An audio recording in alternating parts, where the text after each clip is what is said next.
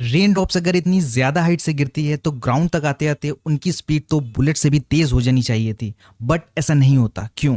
देखो, ऑब्जेक्ट को जितनी ज़्यादा हाइट से गिराया जाएगा उतनी ज़्यादा ग्राउंड पर पहुंचने पर उसकी वेलोसिटी ज़्यादा होगी।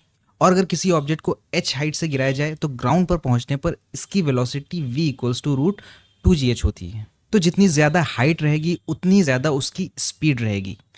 और ड्रॉप भी जब क्लाउड से निकलती है तो इस टाइम पर इसके ऊपर नीचे की तरफ mg फोर्स लगता है, जिसके कारण इसका एक्सेलरेशन डाउनवर्ड डायरेक्शन में होता है, तो इसकी स्पीड धीरे धीरे धीरे इंक्रीज करती रहती है।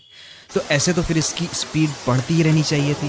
बट अगर इसके मोशन को ध्यान से देखा जाए तो इस ड्रॉप पर अदर देन mg एक एयर रेजिस्टेंस का फोर्स भी लगता है, जो इस ड्रॉप के मूवमेंट के अपोजिट साइड में होता है। इस एयर रेजिस्टेंस फोर्स की वैल्यू 6 पाई ईटा आरवी होती है। बोले तो this air resistance force depends on velocity of the drop. तो जब ड्रॉप स्टार्टिंग में क्लाउड से निकलती है तो इसकी स्पीड वेलोसिटी जीरो होती है या कम होती है, जिसके कारण इस पर नीचे की तरफ लगने वाला mg force air resistance force से ज्यादा होता है। तो इसका एक्सेलरेशन नीचे होने के कारण इसकी स्पीड भी धीरे धीरे बढ़ती जाती है।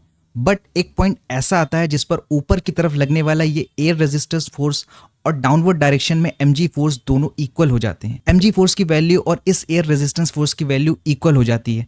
इस इंस्टेंट पे इस ड्रॉप पर नेट फोर्स की वैल्यू भी जीरो हो जाती है, जिसके कारण एक्सीलरेशन जीरो हो जाता है और इस पॉइंट के बाद में इस ड्रॉप की वेलोसिटी कांस्टेंट हो जाती है।